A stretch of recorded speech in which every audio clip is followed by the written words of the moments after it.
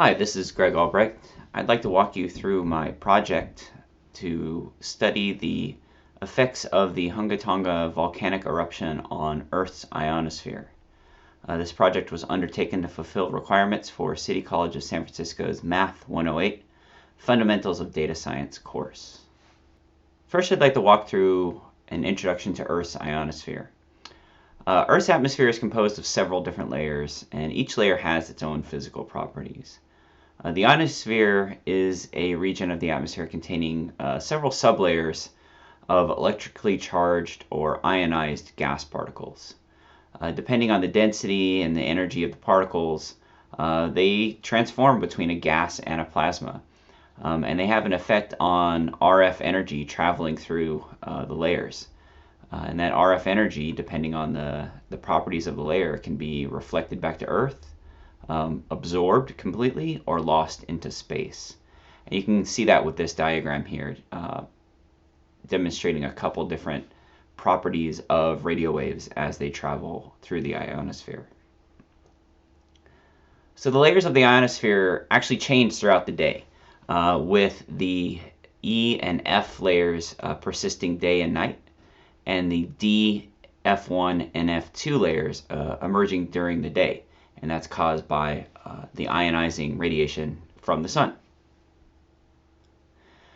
So we can measure the ionosphere and the properties of the ionosphere using something called an ionizon or ionozone. This sends a radar-like pulse up into the ionosphere and measures the property of the waves as it returns to Earth. There's other passive ways of measuring the ionosphere using GPS or global navigation satellites as well. The data returned by these ionosons is typically represented as an ionogram. The one shown here is showing measurements of the reflected frequency at different layers of the ionosphere. And you can see that in this one in particular, showing that the F2 layer is reflecting frequencies at about 5 megahertz. So this means up to about 5 megahertz you should expect your signal to go up to the F2 layer and bounce back to Earth. There is an international consortium of these ionosons around the world. GIRO is an organization. The Global Ionosphere Radio Observatory coordinates the collection of data and dissemination of data from these ionosons. And this is the system we're going to use as a source for our data for this project. Heliophysics and physics of the sun have the strongest influence on the ionosphere, including, again, the day and night patterns, solar wind, sun cycles, sunspots, coronal mass ejections, and other properties. But Earth weather and Earth geophysics also influence the ionosphere, including weather, storms, tsunamis, earthquakes. So our question is, given the effect of other Earth geophysics on the ionosphere and our ability to measure ionospheric conditions with some periodicity, can we measure the effects of a volcanic eruption on the ionosphere? So we're going to use this GIRO ionospheric surveillance network to grab a data set and determine if the Hunga Tonga volcanic eruption in January 2022 had a measurable effect on the ionosphere. The variables we're going to be looking at in our project are the frequency of F2, or FOF2. This is the highest frequency that a radio signal would be reflected back to Earth by the F2 layer of the ionosphere, and this is typically measured in megahertz. We're also going to look at the total electron content. So this is a measurement of the total number of electrons present along a path between a transmitter and a receiver. And this is measured in a unit called the TECU, which is 10 to the 16th electrons per meter squared. So if you can imagine passing a signal between two receivers, or a transmitter and a receiver in the ionosphere, if you were to measure the tube of the ionosphere between those 2 points, that would give you your TECU. Some limitations to the data that we're going to be looking at are there are only so many stations within range of the volcano, so that reduces the granularity of the data that we can look at. and the periodicity is not guaranteed. Some stations record on different period cycles than other stations, and they tend not to have synchronized clocks. In addition, some data is missing completely or is rendered out by confidence scores. In the future, other considerations of data sources we could use to verify what we see here are WSPR data, which is HF beaconing data, CWOP data, which is weather observer data, and space weather data from the Space Weather Prediction Center. Originally, when we started this project, we looked at MIDS data from NOAA, but we switched to FastChar from GERO, and we moved away from the MIDS data. FastChar gives us better data with confidence scores, and there's a programmatic interface. Sources of the data we used here came from the GERO project and from the U.S. Air Force Gigasond project. So we'll start with the code for our project. There's some boilerplate imports here, as well as some constant definitions, and then the functions we use to actually get the data and process the data. Mostly there's a lot of cleanup in here, cleaning up timestamps, cleaning up values, downloading the data, and then some functions to render some new values out of the data, like radial distance on Earth. And now to the good stuff. Here's where we generate the data tables we're going to use. So the first thing we're going to do is define a data table with properties around our Ionosphere sites.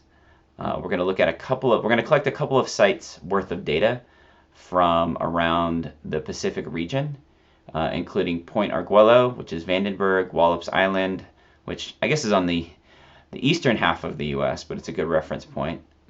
Guam, Australia, Boulder, Colorado, and Idaho. Each of these sites uses a USRI code, so we're going to define the code, and then we're going to define their specific locations so we can measure them using radial distance from the volcano. So we've generated our data table of our sites, their names, and their latitude and longitude. Now we need to go download the data from GERO. This function here just goes out and downloads the data. You only need to run this once to collect the initial data. From there, we'll populate a data table with the data we've downloaded from GERO. And there's some cleanup functions in here to remove invalid values, cast some values between floats and strings and floats and integers, correct timestamps and cast all timestamps to Zulu time or UTC time, and then spit out one big data table with all of our Ionosphere sites, their distance from the volcano, and then the measurements incrementally throughout the day for the period that we're looking at, including F1, F2, E, maximum usable frequency, TEC, and a confidence score. We're going to focus in particular on the station at Guam, as that is the closest station to the volcanic eruption. And first we're going to look at some zoomed out data. We're going to build a scatter plot of the TEC and the FOF2 for the entire month of January in Guam. And from the scatter plot you can see right away that there is an association between the FOF2 and the TEC. So as the TEC goes up, the FOF2, the frequency of F2, the reflective frequency, the critical frequency of F2 goes up as well. If we plot the TEC for all of January, we can see the usual diurnal patterns of the TEC charging up, or rather the ionosphere charging up, the TEC going up, and then dipping back down day over day in these diurnal patterns. Of particular interest, though, is if we look at this red dot. The red dot indicates when the eruption started. And you can see shortly after the eruption started, there is a spike in TEC. And it seems that values this high are only observed about 3 times during the month. That doesn't necessarily explain a relation to the eruption, to this spike, but it'd be worthwhile to look into what caused these other spikes in TEC at Guam throughout the month.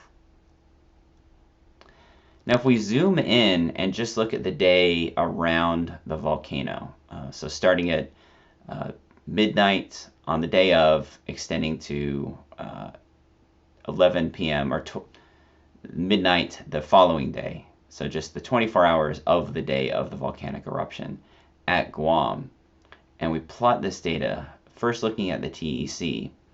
Again, the red dot indicates when the eruption started. We can see that a couple hours after the eruption there was a spike in TEC and then a precipitous drop back down to a discharged level.